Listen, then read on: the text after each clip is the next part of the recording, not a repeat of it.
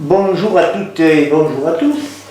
Donc les 27 juin prochains se dérouleront les élections départementales dans les 17 cantons des Hautes-Pyrénées. Le pays de Lourdes est divisé en deux cantons, Lourdes 1, autrefois appelé Lourdes Ouest, et Lourdes 2, autrefois appelé Lourdes Est. Nous accueillons Bruno Vignoles, conseiller départemental sortant du canton de Lourdes 2, et sa binôme Marie-Christine Assuer, conseillère municipale de Lourdes et conseillère communautaire de l'agglomération Tarbes-Lourdes-Pyrénées. Ils ont pour remplaçants respectifs Jean-Michel Duclos, maire adjoint de Saint-Créac, ancien maire de Saint-Créac, et Yvette Lacaze, maire de la commune des Angles. Rappelons que sur les 7 candidats qui se présentent dans ces deux cantons lourdais, 5 d'entre eux ont répondu à notre invitation. Seuls Thierry Lavitte, maire de Lourdes, et Stéphane Peyras, candidats respectifs à Lourdes 1 et Lourdes 2, ont décliné notre invitation, n'ayant pu dégager, selon eux, du temps libre pour répondre à nos questions. Ils ont été pourtant avertis en même temps que les autres candidats. Nos auditeurs et les électrices et les électeurs apprécieront. Donc, en tant que conseiller départemental sortant, nous commençons avec Bruno Vignoles, qui va se présenter ainsi que présenter l'équipe. Écoutez, en tout cas, merci de nous recevoir, merci pour votre invitation. Je ne sais pas si je dois me présenter, parce que je pense qu'au fil du temps, les gens me connaissent assez, mais néanmoins, juste quelques petites précisions, car tout le monde ne me connaît pas dans le détail. Simplement pour dire que cela fait 13 années que je suis élu. Si je suis rentré en politique, c'était essentiellement lorsque j'avais analysé l'évolution de Lourdes et son économie, je m'étais rendu compte que Lourdes allait traverser une crise de modèle. Lorsque je l'ai annoncé à l'époque, cela faisait sourire, c'était un peu l'histoire de la cigale et de la fourmi, où on me disait « mais non, Lourdes est vouée au succès, Lourdes a traversé des crises et en traversera d'autres ». Force est de constater aujourd'hui, malheureusement, que Lourdes a cumulé et la crise de modèle et la crise de Covid. Donc ce qui m'anime, c'est simplement le territoire, défendre le potentiel de notre territoire qui est remarquable. J'ai eu la chance de vivre et de travailler à l'étranger et c'est là où j'ai pris conscience que notre territoire est somptueux avec des potentialités énormes. Ensuite, me présenter, j'ai fait beaucoup de choses dans ma vie. J'ai été à l'armée, déjà il faut le savoir, je suis rentré soldat, puis j'ai gravi les différents échelons jusqu'à être lieutenant de réserve de l'armée de l'air. J'ai fait beaucoup de sport à haut niveau, j'ai participé aux Raids Gauloises pendant 15 années. En pratiquant différents sports comme le roller, comme la marche, comme le VTT, comme le canyoning, comme le kayak, tout cela étant permis par notre territoire. Et ensuite, j'ai été président de différentes associations, mais ce qui m'anime aujourd'hui, c'est de défendre en effet ce mandat de conseiller départemental pour, encore une fois, pouvoir accompagner les maires et pouvoir dynamiser la richesse qui est la nôtre. Et pour ce faire, j'ai beaucoup de chance car j'ai obtenu la confiance de Jean-Michel Duclos. Je ne sais pas s'il est nécessaire de le présenter puisqu'il a été maire de Saint-Créac pendant 3 mandats. Déjà à l'âge de 19 ans, il est rentré dans la politique. Et Yvette Lacaze, qui est maire des Angles, qui elle aussi est une poids lourde de la politique. Nous avons additionné d'ailleurs les différentes années. Nous sommes arrivés à 84 années de mandat d'élus de proximité. Alors les poids lourds, c'est plus Jean-Michel et Yvette que nous, mais malgré ça, moi ça représente quand même 13 années de mandat où j'ai pu exercer à différents niveaux, que ce soit la mairie, la communauté de communes, l'agglo, le syndicat du PLVG, Pays de Lourdes et Vallée des Gaves, et bien sûr le département. Donc ce que nous pouvons dire, c'est que c'est une équipe de choc, mais surtout d'expérience et de dévotion, de conviction et avec beaucoup de compétences. Et je suis très heureux d'être accompagné par Marie-Christine qui m'a donné du fil à retordre parce qu'avant j'étais accompagné d'une jolie blonde aux yeux bleus, donc le défi c'était d'avoir une nouvelle blonde aux yeux bleus qui est charmante aussi, avec là aussi beaucoup de compétences. Mais je vais la laisser se présenter parce qu'elle le fera mieux que moi certainement. Merci Bruno, merci pour votre invitation. Nous avons accepté toutes les invitations qui nous ont été faites, c'est ainsi que nous avons été également à la radio Fréquence Plus. Alors avant toute chose, je tiens à remercier avec Yvette, Jean-Michel et Bruno, Josette Bourdeux. Josette et Bruno ont, durant le dernier mandat, beaucoup apporté au canton de Lourdes 2. Ils ont su non seulement embellir ce qu'avait déjà fait Josette lors de ses précédents mandats, mais au-delà de ça, ils ont su être présents les jours de fête et les jours de peine, puisque lorsque Gazost malheureusement a été isolé et que la route s'est effondrée, ils ont su être présents sur le terrain, sur le chantier, et malgré l'ampleur de ce chantier titanesque, ils ont su malgré tout trouver aussi des financements, c'est-à-dire sanctuariser les financements qui étaient prévus au profit des différents villages, les 27 villages de notre beau canton de Lourdes 2, mais aussi pour Lourdes. Alors, Bruno a précisé que j'avais mis du temps pour accepter sa proposition, et c'est vrai que j'ai réfléchi. Alors, quand il m'a proposé de partir, c'est vrai que j'étais honorée et fière de pouvoir partir aux côtés de Yvette Lacaze, Jean-Michel Duclos et Bruno Vignales, parce que tout le monde a conscience de leurs compétences, de leur expérience. Ce sont des élus de terrain, des élus qui donnent beaucoup de leur personne, toujours au profit du territoire et dans une bonne mentalité. Et je trouve que c'est important d'avoir des élus sains dans cette assemblée départementale. Et c'est vrai que j'ai réfléchi parce que au départ, quand la proposition m'a été faite, je ne savais pas si j'allais m'engager dans ce mandat, tout simplement parce que j'ai une fille qui maintenant va rentrer à l'école élémentaire à la rentrée de septembre, et j'avais envie de passer du temps avec elle, sachant que je m'investis beaucoup déjà dans le mandat, puisque je suis conseillère municipale d'opposition à Lourdes et conseillère communautaire à l'agglomération. Et il est vrai que je suis présente dans toutes les commissions, celles bien sûr qui nous sont ouvertes, puisque ce n'est pas forcément toujours le cas à la ville de Lourdes, mais également à l'agglomération, et je m'investis beaucoup. Et je dois dire que je suis très attentive aux délibérations qui sont présentées.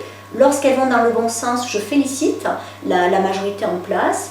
Lorsque je peux faire des propositions et notamment suggérer des subventions pour que la ville de Lourdes puisse en bénéficier, je le fais aussi.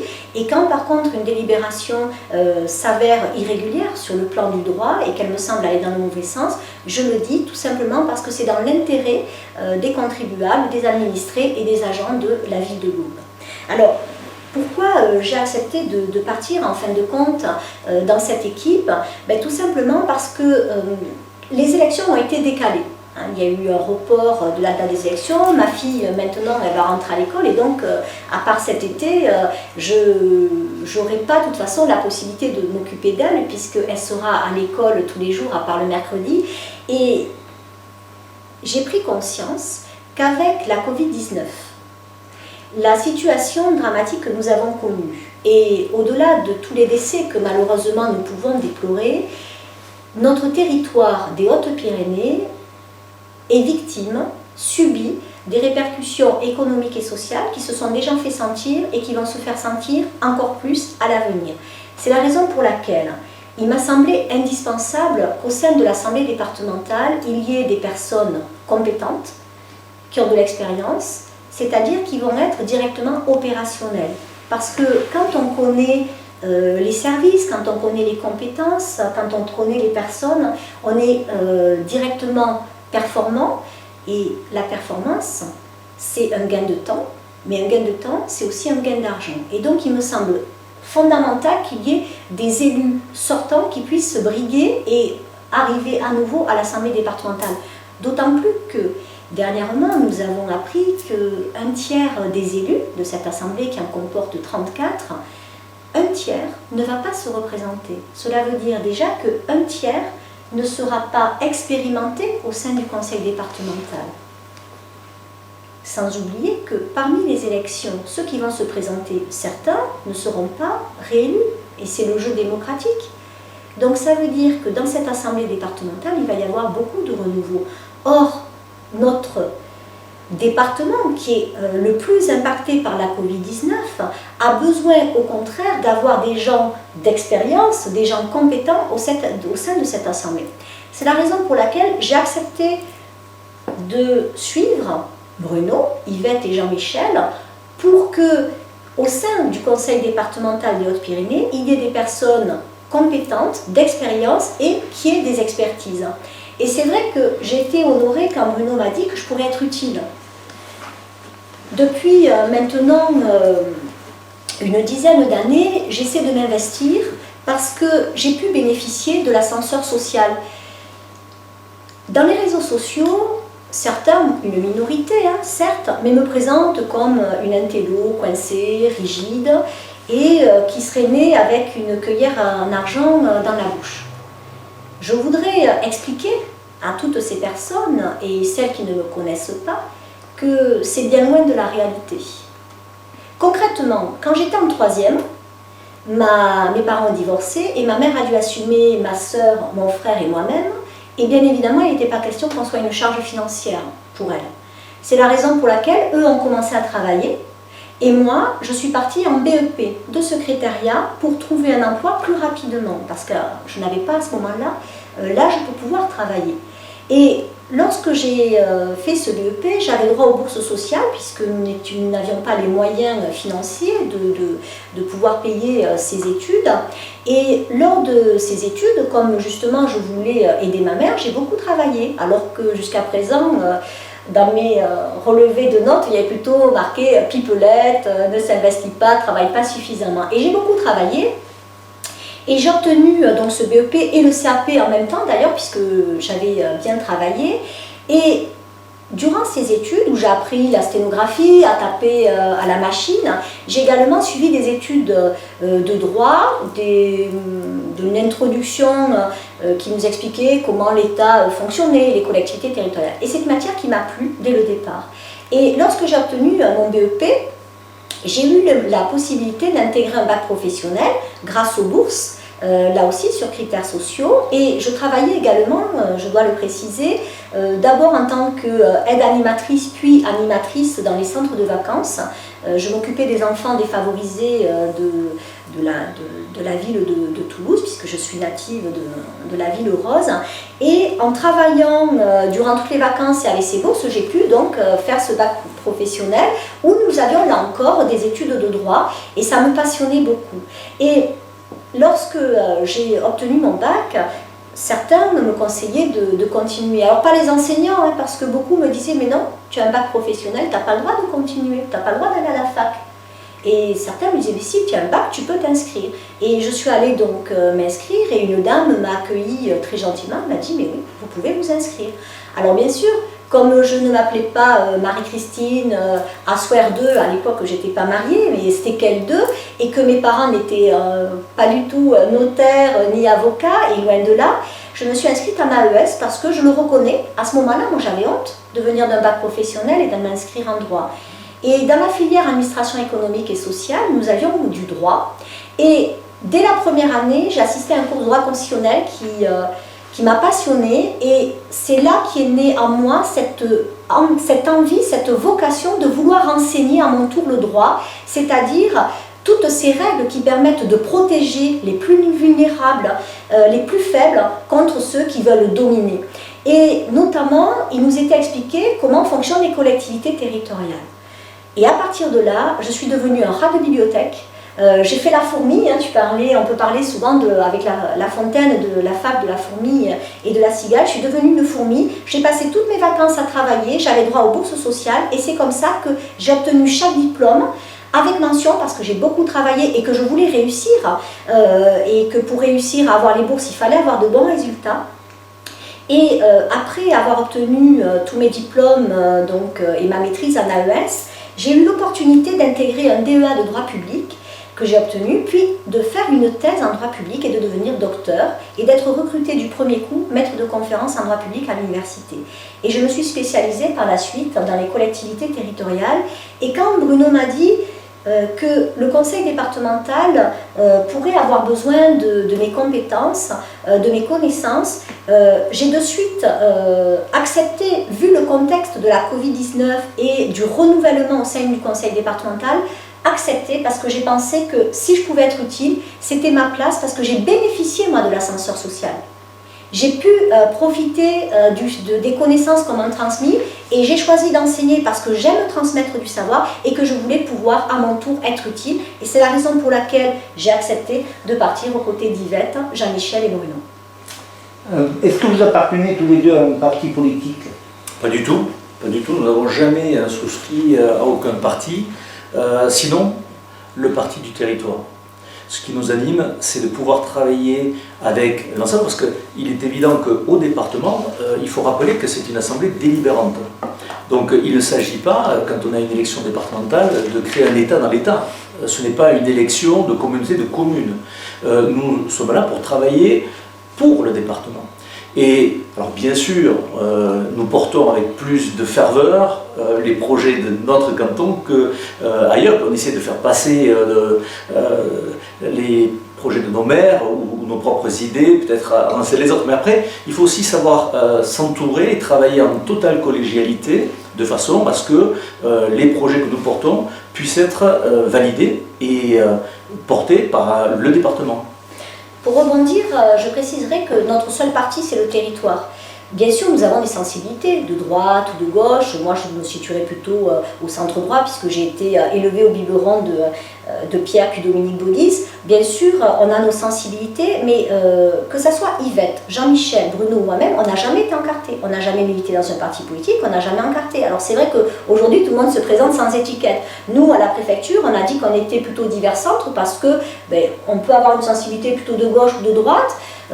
Quand nous sommes partis déjà dans des élections, on n'a jamais pris la carte d'un parti politique et à chaque fois on est parti parce qu'on pensait que les personnes avec qui nous partions étaient des hommes ou des femmes de dossier, des personnes compétentes et que ce qui nous importait c'était de mettre en œuvre un projet. Donc nous, ce qui nous intéresse, c'est le projet politique.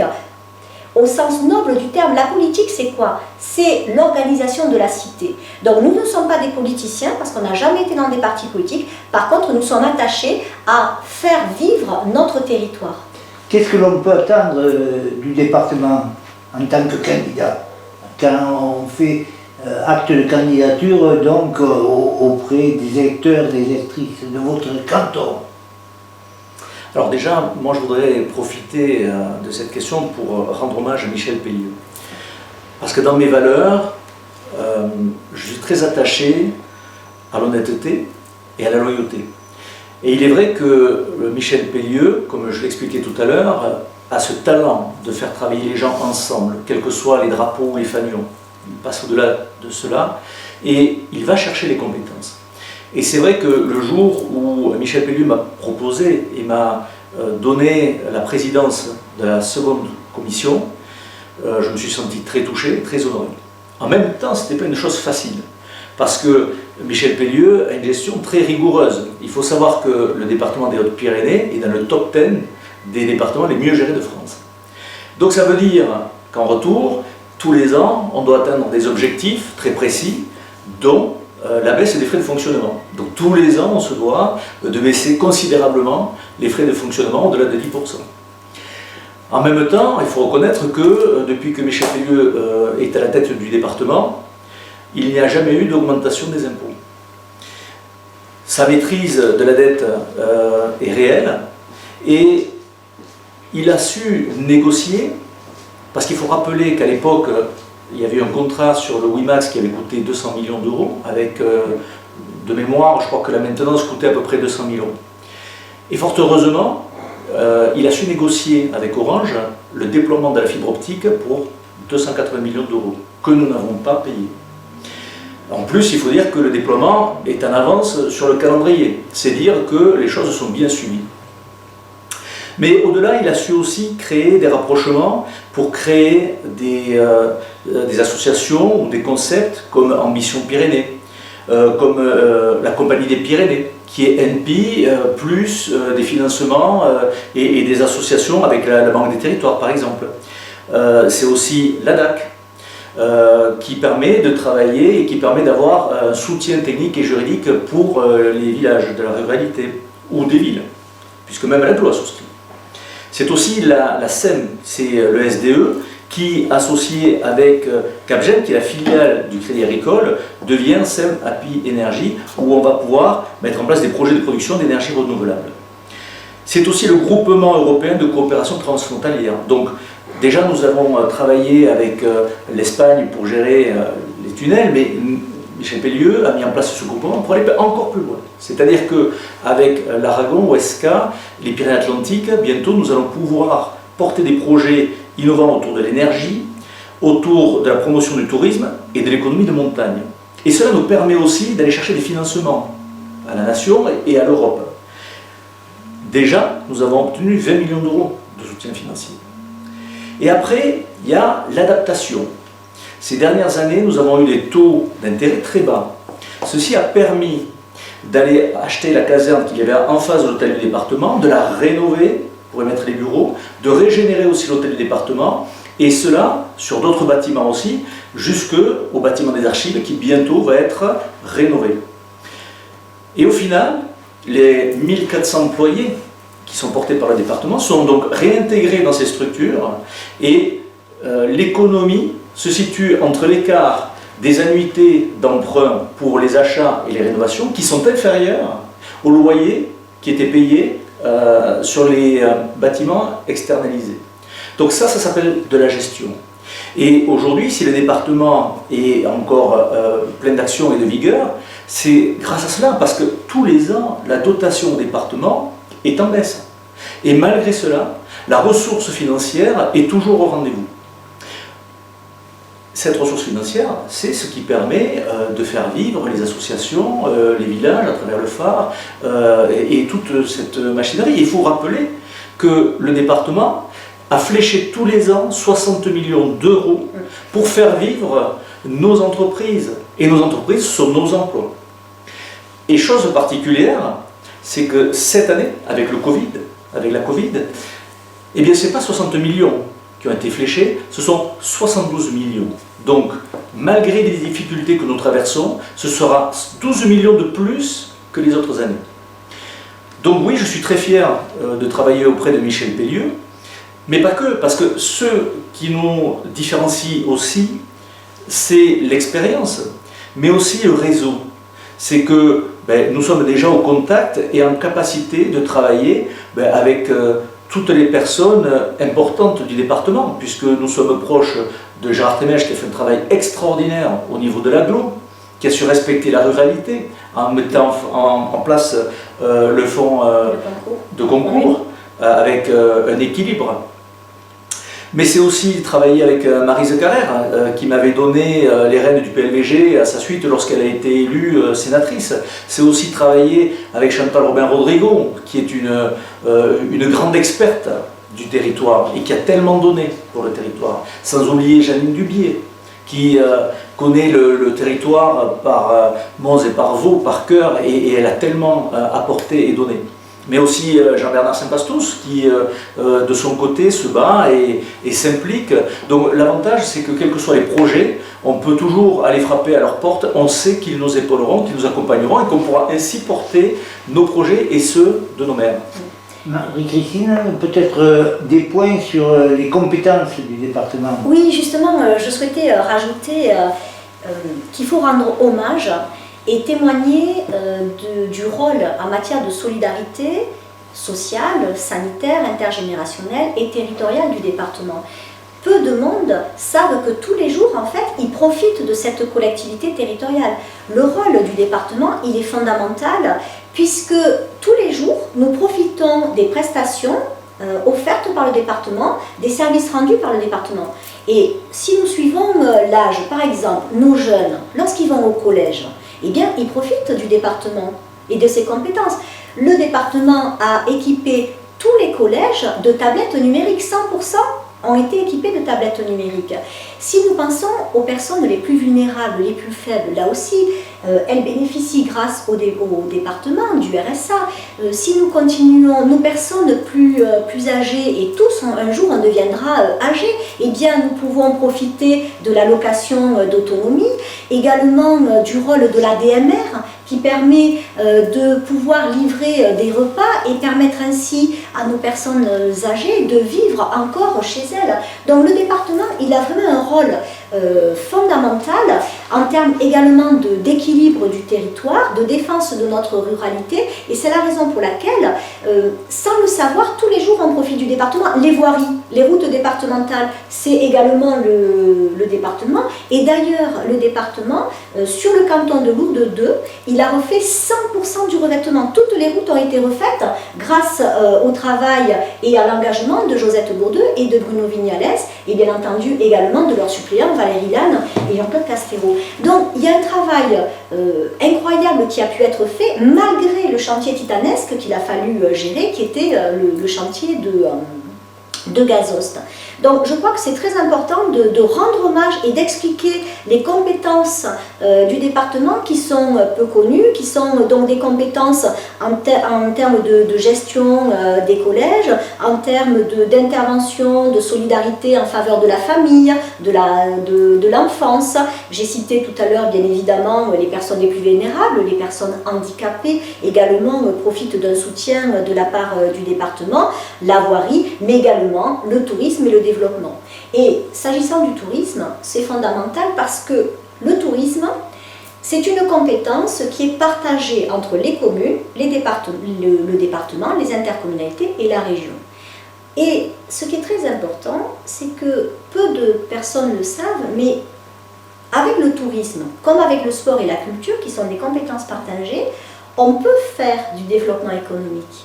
Alors que normalement, c'est une compétence qui est plutôt axée au niveau régional. Donc pour nous, et vous allez le voir tout à l'heure, on a beaucoup de projets à proposer en termes de tourisme et nous allons vous les développer ensuite.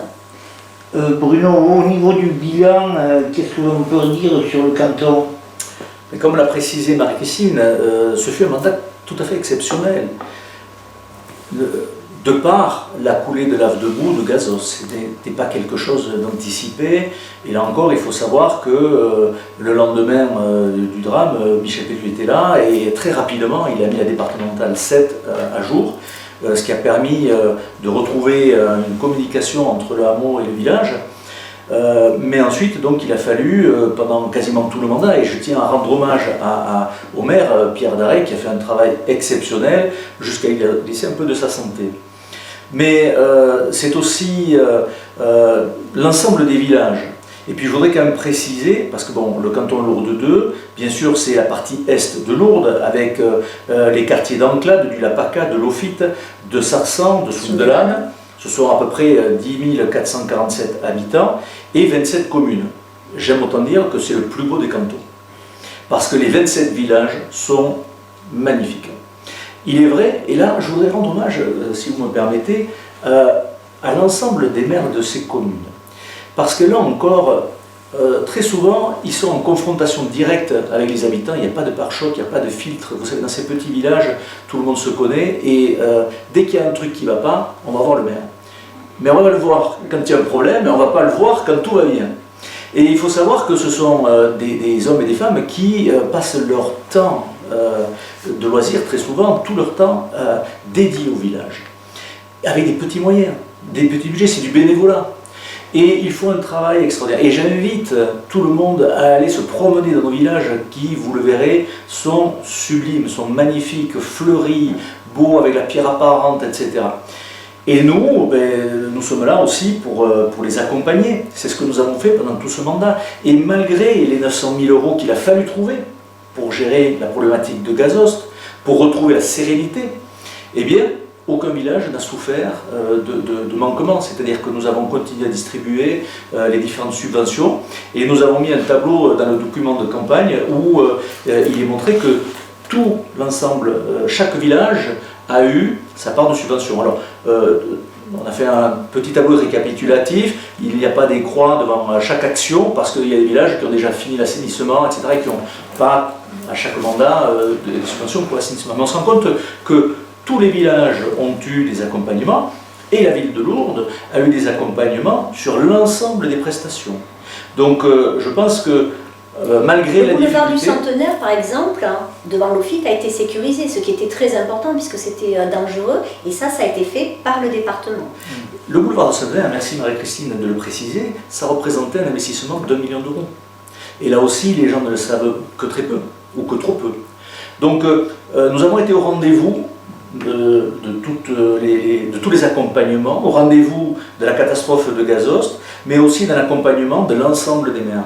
Parce qu'il faut comprendre aussi une chose, c'est que les gens s'imaginent que faire de la politique c'est très facile, qu'il suffit de faire un peu de communication, de placer quelques promesses et ça y est. Mais en fait c'est pas ça du tout. Il faut assimiler toutes les connaissances, tout le savoir. Aujourd'hui, on parle souvent du millefeuille, mais il faut connaître ce millefeuille, il faut s'être formé pour pouvoir accompagner les projets et les visions du département. Et ça ne s'apprend pas en claquant des doigts. Je pense qu'en un mandat, quelqu'un qui n'est pas formé, il n'arrivera à la fin du mandat qu'à comprendre le système. Si tu me permets, je dirais que vouloir c'est bien, mais pouvoir c'est mieux. Et bien évidemment, même si on a l'envie, et c'est bien que plusieurs listes puissent se proposer, c'est la démocratie, il est nécessaire aussi d'avoir du savoir. Le savoir, c'est avoir des connaissances, des compétences, mais c'est aussi avoir du savoir-faire, de l'expérience et des compétences. Et ça, c'est vraiment indispensable compte tenu de la crise actuelle que nous vivons, si on veut justement être à la hauteur du rendez-vous pour que le département des Hautes-Pyrénées ne décline pas, mais au contraire, puisse faire des faiblesses qui autrefois marquaient notre territoire, des forces. Parce que de nos jours, avec la Covid-19, les gens y recherchent la qualité de vie, la proximité. Et nous, on peut offrir cela. Et c'est ce que nous allons justement proposer en aidant bien sûr toujours les communes, mais également en proposant un projet qui accompagne le projet de territoire porté par Michel Pellieu en diversifiant le tourisme, mais également en confortant le tourisme religieux. Par rapport aux communes, là nous sommes en train de rencontrer tous les villages et on va dans tous les villages. Nous les rencontrons et nous leur expliquons, au-delà bien sûr de la présentation du bilan plus que positif de Josette et de Bruno, nous leur expliquons ce que nous ferions si bien sûr avec la confiance des électeurs nous étions élus. Nous leur proposons d'une part de les accompagner parce que vous savez les maires et les conseillers municipaux, ils n'ont pas seulement besoin qu'on soit là pour boire un verre avec eux le jour de la fête du village. Ils ont besoin qu'on soit là aussi pour les accompagner et les aider à porter des projets. Et nous, ce que l'on propose, et ce qu'avaient fait d'ailleurs déjà Josette et Bruno, c'est des réunions institutionnelles. D'abord des réunions entre communes avec les acteurs principaux du département. Par exemple, une réunion avec l'agence des routes. Parce que des fois, il peut y avoir des frictions au niveau des chantiers. Certains ne comprennent pas pourquoi tel travaux avant tel autre. Le fait de présenter l'agence des routes, de discuter avec les différents élus, ça permet aussi de mieux comprendre pourquoi il faut prioriser tel projet avant tel autre. Donc déjà, une rencontre avec l'agence des routes. Nous prévoyons aussi une rencontre pour présenter aux différents élus locaux les aides, parce qu'il n'y a pas que le phare, bien sûr il y a la distribution du phare, mais il n'y a pas que le phare, il y a d'autres aides qui peuvent être apportées aux communes, et nous, on leur proposerait, si nous étions élus, une réunion pour voir avec eux quelles sont les différentes aides dont elles peuvent bénéficier. Ce que l'on a proposé aussi, si les communes le souhaitent, c'est d'organiser avec elles des rencontres dans chaque commune, par contre, liées au cycle budgétaire. Parce que les règles en matière fiscale et budgétaire, elles sont de plus en plus complexes, de plus en plus techniques, elles évoluent sans cesse. Et donc, on va leur proposer d'anticiper sur le cycle budgétaire, de faire une réunion par exemple vers le mois d'octobre, une autre vers le mois d'avril, pour anticiper avec eux sur la préparation du budget et l'évolution ensuite des demandes d'aide. Donc, on va leur proposer cet accompagnement-là. Également, et c'est la raison pour laquelle Bruno m'a proposé de partir pour ces élections départementales, c'est également de leur offrir mes connaissances des règles de droit, notamment sur le plan fiscal, budgétaire, mais également institutionnel et matériel. Puisque je suis spécialisée moi sur ces sujets, eh bien tous les élus auront mon numéro et à tout moment, ils pourront m'appeler. Il ne faudra pas attendre la fête du village pour qu'on puisse en discuter. À tout moment, ils pourront m'appeler. Et comme nous leur disons en ce moment, puisque nous les rencontrons, je leur explique qu'au-delà de cet accompagnement dont ils pourront bénéficier, qui est important parce qu'actuellement, il y a de l'ingénierie, c'est-à-dire de l'aide qui est apportée aux communes par le département avec la DAC, mais également par la communauté d'agglomération Tarbes-Lourdes-Pyrénées, qui a un service qui peut aider. Et ces services, ils sont très compétents, ils ont une véritable expertise. La difficulté, c'est que la rançon de leur succès, c'est que maintenant, les délais de réponse, eh bien, ils vont s'allonger. Et également, parfois, ils sont spécialisés sur tel domaine. Par exemple, la DAC, c'est sur tous les travaux, même s'il peut y avoir également une aide juridique. Et nous leur expliquons qu'ils pourront compter sur nous, sur les connaissances et l'expérience de Bruno, mais également sur mes compétences et mes expertises. Et également, ce que je leur propose, c'est d'anticiper aussi sur les règles, d'innover. Pourquoi? Dernièrement, j'ai été auditionnée par les députés sur ce qui était alors appelé le projet de loi 3D, déconcentration, décentralisation et différenciation, et qui est en train de devenir la loi 4D, le projet de loi 4D, puisqu'on a rajouté la décomplexification. Et d'ailleurs, ce n'est pas un secret des dieux que de préciser que Maryse Carrère m'a indiqué que si je le souhaitais, je pourrais éventuellement être auditionnée par son groupe, voire par les sénateurs sur ce sujet, et bien sûr que j'ai accepté, puisque mon but c'est d'aider et d'être utile. Et ce que je leur propose à ces élus, c'est justement d'exploiter toutes les règles en notre possession. Il y a une loi organique qui vient d'être promulguée le 19 mai 2021. Là, c'est tout récent, c'est tout chaud. Elle facilite les expérimentations territoriales.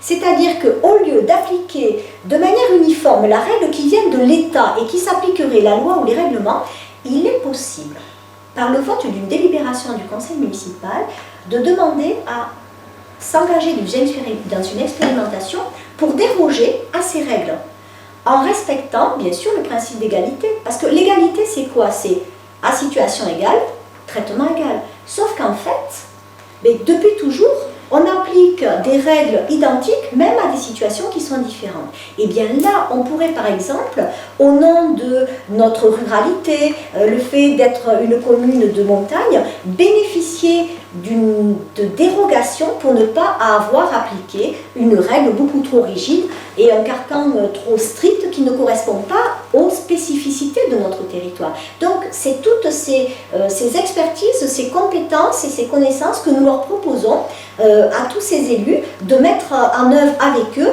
au profit bien sûr de tous les habitants du canton de Lourdes 2 et plus largement bien entendu des Hauts-Pyrénées. Bruno Vignales, des projets concrets pour le canton, vous en avez? Alors, moi j'ai un cerveau qui travaille le jour et la nuit, et des projets, je fourmille, et je pense qu'on n'aurait pas le temps sur toute la journée d'exprimer tous les projets que j'ai pour Lourdes et pour le canton.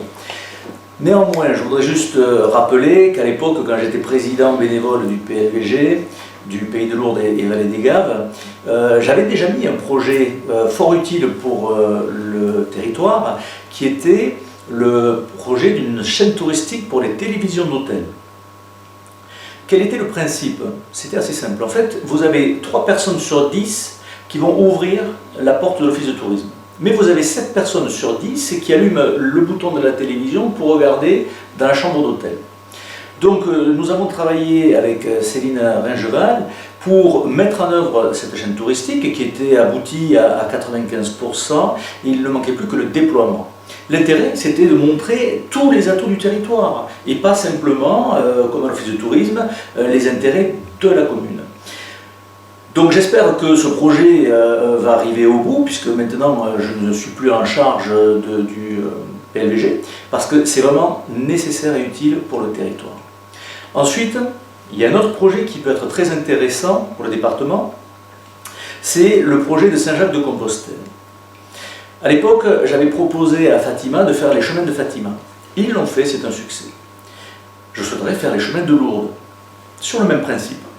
Et pour cela, pour développer ce réseau de chemins, qui pourrait être en forme de pétales de pâquerettes sur Lourdes, qui serait le camp de base, il faut un produit qui soit un produit attractif. Et l'idée, c'est d'utiliser le chemin de Compostelle pour faire une expérience du chemin de Compostelle. Partir de Bagnères et arriver à Lourdes, ou pour les plus aguerris au sport et à la marche, ils peuvent aller jusqu'à Gavarnie. Le chemin est déjà tracé. Mais il faut mettre en œuvre ce chemin sous forme touristique. C'est-à-dire préparer d'abord de la visibilité, de la logistique, où on amènerait les gens jusqu'à Bagnères. Là, on pourrait leur proposer des animaux de bas, que ce soit des lamas ou des ânes, pour animer avec les enfants, pour attirer les familles. Et de là, faire le chemin sur un morceau donc, de l'étape de Compostelle, mais où on mettrait en avant toute notre culture, notre patrimoine et nos produits. Je donne quelques exemples. On pourrait parler des carrières d'ardoises. Les gens pourraient s'amuser à dessiner quelques ardoises et partir avec. On pourrait après les amener à la ferme pour leur faire découvrir les animaux. On voit le salon de l'agriculture, comment les enfants adorent aller voir les animaux. Nous, on les a sur place dans les champs, partout.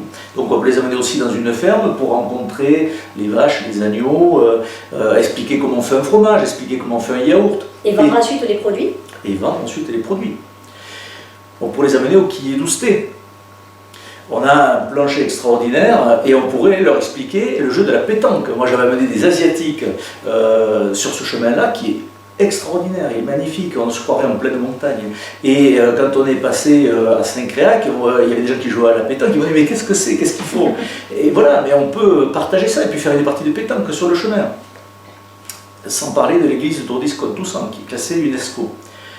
Donc avec ce chemin, on pourrait attirer les gens, donner de la visibilité, comme on a fait au département avec le circuit road trip, qui est un succès extraordinaire. On a des grandes stars qui ont fait ce circuit, qui partent de chez nous et qui vont jusqu'en Espagne et qui reviennent.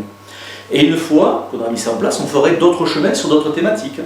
Les chemins des rétables, les chemins des lavoirs, les chemins des moulins, parce qu'Yvette à chaque fois elle me tire l'oreille, je dis t'oublies mes moulins, j'oublie pas les moulins, les chemins des moulins, mais il y a tant de choses à faire, les villages fleuris. Moi j'ai vécu à l'étranger, quand je voyais les images de nos villages et que j'étais à l'étranger, j'étais malheureux, quand je voyais les gens faire du ski, j'avais les orteils comme ça. On a un territoire tellement extraordinaire, mis en valeur par la Covid, parce que les gens maintenant qui ont été confrontés à la Covid, ils veulent retrouver la nature, ils veulent retrouver l'air pur, et c'est ce que nous avons. Mais ça, il faut savoir le mettre en scène.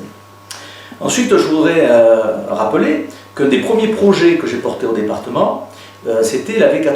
J'avais été invité par les élus du 64 pour célébrer la coulée verte du 64 qui aboutissait à Saint-Pé. Et en discutant avec Jean-Paul Beauquest et ses élus, ils m'ont parlé de la V81. Et ils m'ont dit, mais puisque tu es au département, il faudrait que vous fassiez quelque chose pour cette V81. C'est la voie cyclable qui va de l'Atlantique à la Méditerranée, avec la cordillère des Pyrénées en Technicolor, et ça bloque sur les frontières de votre territoire. Il faut connecter. Alors très vite, je suis allé voir Haute-Pyrénées Environnement, HPTE, et je suis allé voir Philippe Jugy, et j'ai dit Philippe, il faut qu'on mette ce projet en place. Et à partir de là, on a délégué un bureau d'études, et on a travaillé sur le tracé, et puis en cours de route, malheureusement, et là on voit encore les difficultés de la politique et des compétences, et des réformes de la loi NOTRe, où la compétence donc transport a été dédiée à la région, qui l'a renvoyée à l'agglo, et aujourd'hui c'est l'agglo qui va terminer le projet. Qui va le réaliser, c'est un très très beau projet. Finalement, je pense à la fin de l'été. Ça c'est encore quelque chose de très important. Surtout que chez nous, le vélo a pris une mesure importante. On a vu la descente VTT, de l'enduro, on voit arriver le gravel, les VAE, les vélos à assistance électrique, ça change toutes les potentialités.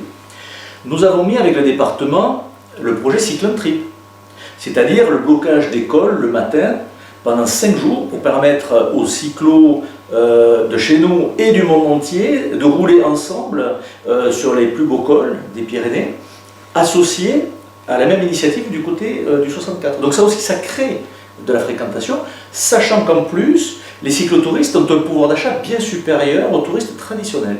Donc, ils viennent sur le territoire et dépensent. Mais je me suis rendu compte que lorsque ces gens venaient chez nous, eh bien, malheureusement, ils faisaient le tourmalet et ils partaient. Et là, je me suis dit, mais c'est un peu dommage, parce que quand il y a le Tour de France, tous nos cols, les cols traversés sont mis en vigueur, sont mis en valeur, mais une fois que le Tour de France est parti, il n'y a plus rien. Et donc je me dis, c'est quand même dommage, parce que de fait, nos cols ne sont pas considérés. Et donc là, j'ai travaillé avec Céline Aringeval, qui est une spécialiste du vélo, qui a beaucoup travaillé, et qui a mis en place d'ailleurs la franchise Altamonta, et je lui rends hommage aussi parce que c'est beaucoup de travail. Nous avons décidé de mettre en place un projet qui était la mise en valeur des cols. Et le principe, c'est quoi? C'est une plateforme de départ en bas où on aménage du matériel, ce qu'on a fait d'ailleurs à la Coulée Verte, où il y a des stations de gonflage avec des outils pour s'assurer que le vélo est bien fixé, ou s'il y a des soucis qu'on puisse le réparer avant de s'attaquer à la grande montée. Un flashcode pour pouvoir lancer l'application Strava, dont tous les cyclistes sont en possession, et pour pouvoir donc mesurer le temps qu'ils mettront pour accéder en haut du col. Ensuite, tout au long de la montée, de la signalétique pour indiquer le kilométrage, la pente, le degré de pente. Et en haut, on retrouve la même chose, une station d'arrivée où on peut se reposer, poser les vélos en toute sécurité, une station de travail avec les outils et le gonflage, un appareil photo pour les gens qui ne l'ont pas, où on récupérerait les adresses mail pour envoyer la photo et en même temps avoir une base de données qui nous permettrait par la suite de continuer à travailler avec les cyclistes ou de les relancer pour faire du marketing aussi. Et ensuite, la légende du Tour de France, c'est-à-dire évoquer une grande histoire du Tour de France. Quel est l'intérêt? Eh bien, l'intérêt, c'est de mettre donc ces 11 cols en avant, et non plus de voir un seul col fréquenté, mais les 11 cols. Et pas simplement par les cyclistes, mais aussi par les motards, aussi par les voitures, par les familles. Faire du tourisme, faire de l'économie. Oui. L'avantage, c'est que de nos jours, avec les technologies, les vélos avec assistance électrique, tout le monde peut arriver au sommet des cols. Avant, c'était les sportifs aguerris. Maintenant, tout le monde, qu'on ne soit pas sportif aguerri, hommes ou femmes, même des enfants, peuvent accéder à ces cols. Et ça, c'est important parce que ça permet de mettre en valeur toutes nos richesses, mais également de rallonger la durée des séjours, puisqu'on propose effectivement une multitude de cols à visiter et on le fait avec la famille. Et il faut savoir que les touristes qui viennent ici pour faire du vélo ont un portefeuille financier beaucoup plus important et donc ils dépensent beaucoup plus. Et ça, c'est important puisque le but, et c'est la raison pour laquelle nous on s'engage en politique, c'est permettre au territoire de conserver de la population. Et pour conserver la population, qu'est-ce qu'il faut? Il faut qu'il y ait des visiteurs qui viennent dépenser pour pouvoir faire en sorte que nos commerces, nos hôtels, nos chambres d'hôtes, nos gîtes se remplissent et ainsi faire vivre des saisonniers. Et on espère même qu'avec un rallongement de la saison, les saisonniers puissent avoir des contrats plus longs. Et s'ils ont des contrats plus longs, voire même des CDI, si la saison est allongée, eh bien, ils pourraient également aller voir des banques pour accéder à la propriété, etc. Donc le but, c'est non seulement de faire venir beaucoup plus de visiteurs, mais également de capter, de conserver notre population et de capter encore plus de population. Et c'est ça qui permettrait d'avoir une relance touristique et économique de notre territoire des Hautes-Pyrénées. Tout en complémentarité avec l'évolution des sanctuaires qui ont compris l'intérêt et l'importance, et là aussi il faut dire bravo d'ouvrir vers la spiritualité, qui fait le lien aussi avec la sérénité qu'on retrouve dans nos montagnes, dans l'activité sportive, etc. Je voudrais aussi souligner que Michel Pellieu a eu l'accord du Tour de France pour mettre en scène ces cols dès cette année, puisqu'on mettra le Tourmalet dès cette année en mode, on va dire, Tour de France, et que par la suite ce seront les 11 cols. Il y a encore un projet qui va être mis en place par le département, c'est la Grande Traversée, parce qu'il y a aussi le VTT. Et depuis Aïnsa, qui est la zone A0, qui est la Mecque du VTT, on est en train de mettre en place donc un cheminement jusqu'à l'Atlantique, et l'objectif, c'est dans quelques années d'avoir toute la traversée de la Cordillère des Pyrénées par la montagne. Et le grand projet du prochain mandat de Michel Pellieu, ça sera ça. Ça sera de mettre tout le territoire en mode vélo et d'aller chercher cette économie sur le cyclotourisme. Alors bien sûr, ayant été à l'origine de certains de ces projets, il serait normal, ou en tout cas souhaitable, que je puisse continuer à porter cela, parce qu'à un moment donné, c'est toujours mieux de faire réaliser le projet par celui qui l'a initié que par celui qui le récupère sur les bords. Mais il y a un dernier projet que je voudrais évoquer, parce qu'il m'est apparu il y a simplement quelques jours, où j'ai reçu un mail d'une personne qui en 1993 avait organisé quelque chose que je trouve particulièrement judicieux. On connaît tous les Jeux Olympiques d'été, les Jeux Olympiques d'hiver, et cet homme a eu l'intelligence de créer les Jeux Olympiques du printemps, en mettant en scène les sports nature. Et je me dis qu'en 2023, nous pourrons fêter les 30 ans de cet événement, et pourquoi pas faire une nouvelle édition des Jeux Olympiques de printemps des sports nature. Pourquoi? Parce que les sports nature ont évolué. Il y a des nouveaux sports. Alors bien sûr, il y a toujours le parapente, il y a toujours le canyoning, il y a l'escalade, le VTT, mais il y a aussi des sports comme la lane, on peut mettre en vigueur entre deux précipices. Il y a aussi le wingsuit, où vous avez les gens qui se mettent à voler entre les montagnes, etc. Imaginez, au pont Napoléon. Imaginez les émotions et les sensations une fois qu'on filmerait et qu'on ferait ces images-là. Mais aussi parce que maintenant, nous avons les moyens techniques de transmettre l'émotion à travers des outils comme les GoPro, comme les drones, qui n'existaient pas il y a 30 ans. Donc on peut vraiment redonner de la force à ces images et aux sensations. Et en plus... Vas-y, continue. Enchaîne-la. Ah, on est motivés tous les deux. Et en plus, ce qu'il faut savoir, c'est qu'il y a maintenant des réseaux de médias qui sont intéressés pour diffuser. Parce qu'il ne faut pas simplement avoir l'idée, il faut avoir les sponsors, les financements et le réseau d'émissions. Et aujourd'hui, il y a par exemple Prime Video, qui est la chaîne d'Amazon, qui recherche ce genre d'image.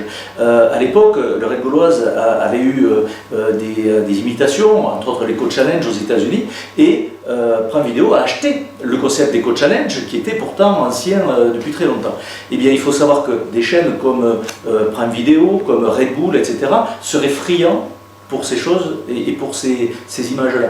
Donc je pense que là, nous avons encore un outil qui permettrait de mettre nos montagnes, notre territoire, nos formidables vallées en devant de la scène et à travers le sport. Donc voilà encore un projet que je vais partager avec le département pour pouvoir là encore créer de la visibilité, mais aussi de l'économie et du tourisme. Ce qui est intéressant avec ce projet, c'est très révélateur de l'imagination débordante de Bruno et également de sa réactivité, parce que dès qu'il a vu ce mail, il a écrit le lendemain matin à Michel Pellieu pour impulser ce projet. Et c'est un projet qui est d'autant plus intéressant qu'il est ambitieux et réaliste. Il est réaliste. Et ce qui est super, c'est que si on arrive en 2023 à organiser ces Jeux Olympiques de printemps consacrés au sport de nature, il est tout à fait possible pour nous de créer un événement qui s'inscrirait dans la durée, de pouvoir ainsi faire de la publicité sur tout notre potentiel, parce qu'on a un territoire magnifique, il suffit juste de le mettre en produit touristique pour faire venir du monde et en faire profiter.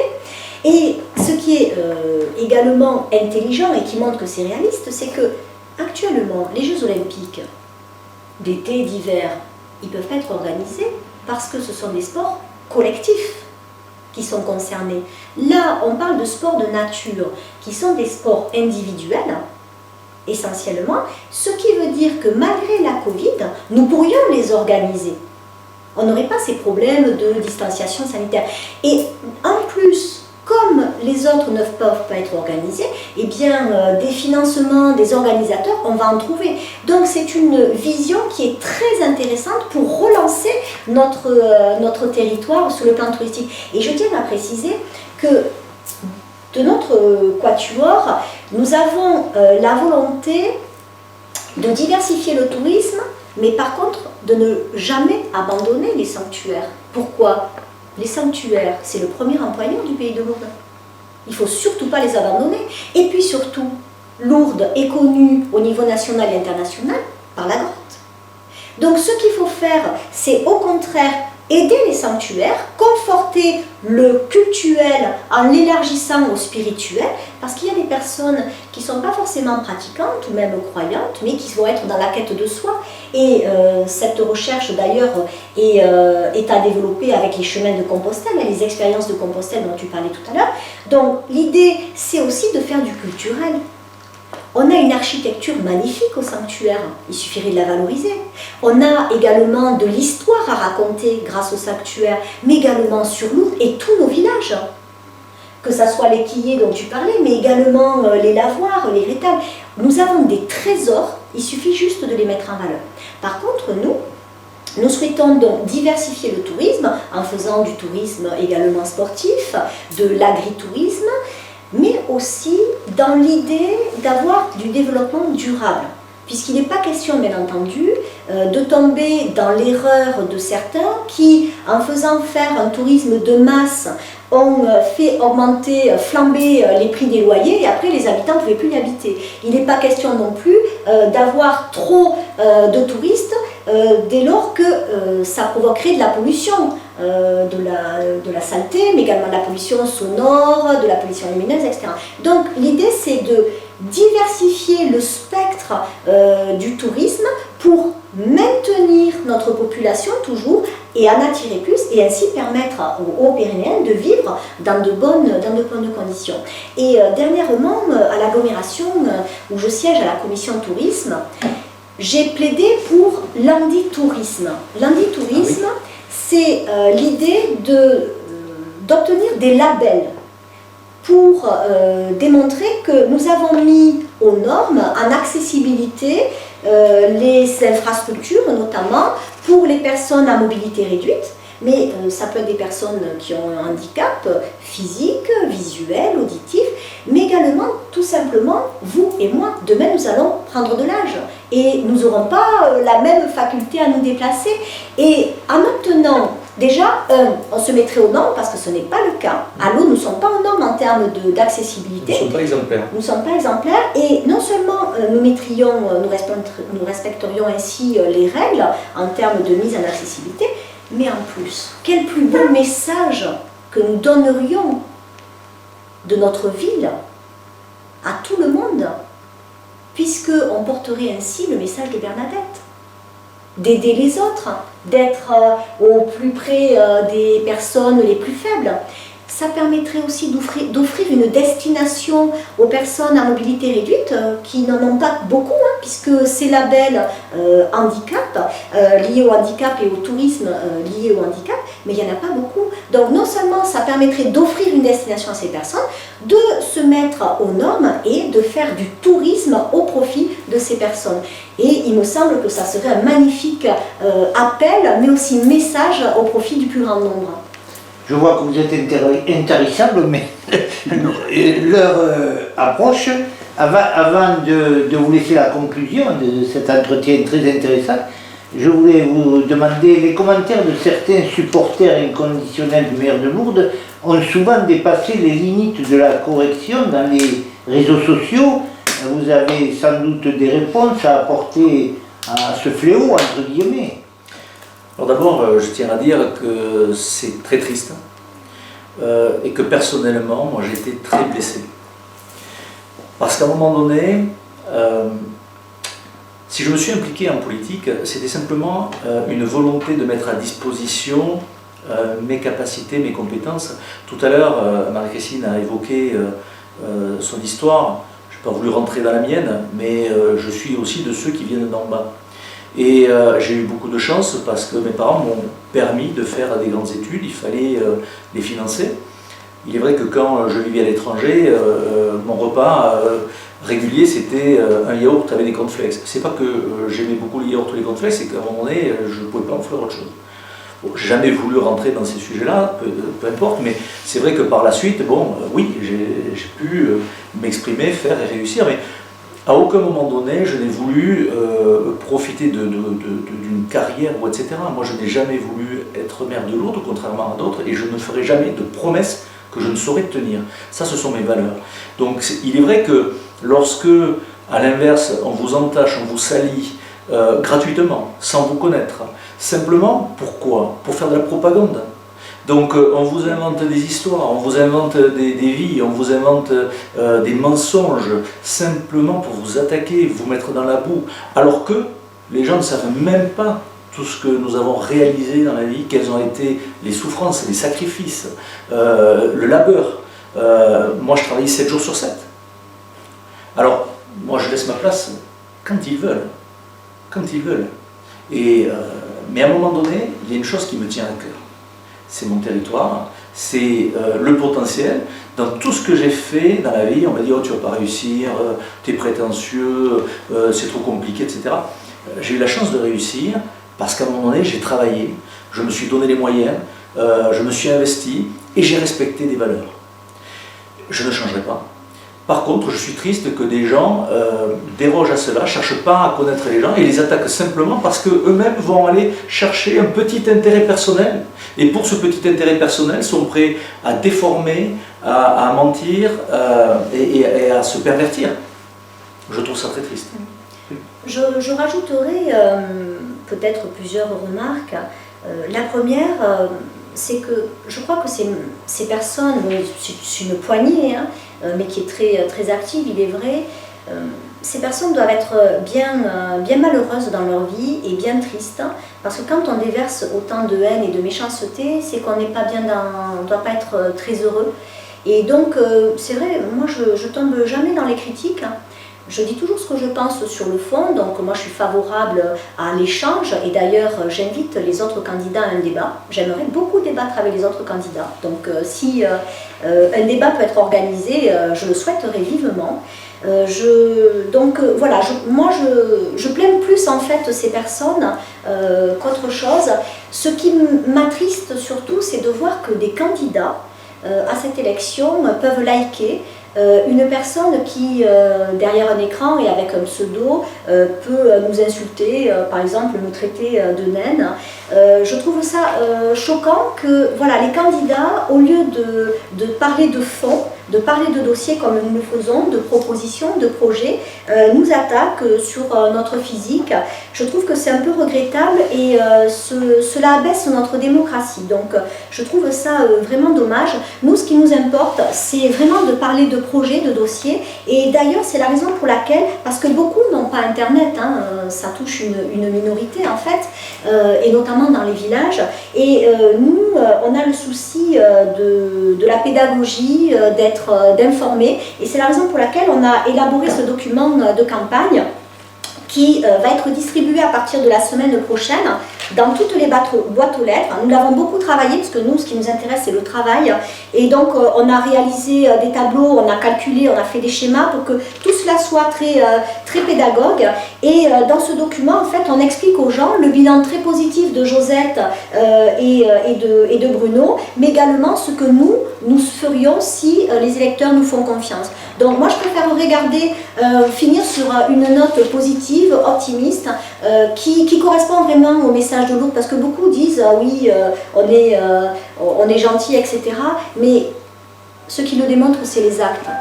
Et au quotidien, je crois que ce qui est important, c'est d'être vraiment gentil. Et nous, on a pu démontrer, parce qu'on n'attaque personne, que nous, on est au service des habitants du département, et s'ils nous font confiance, sachez que vous ne le regretterez pas au quotidien, parce qu'on sera toujours à votre écoute et à votre disposition. Merci.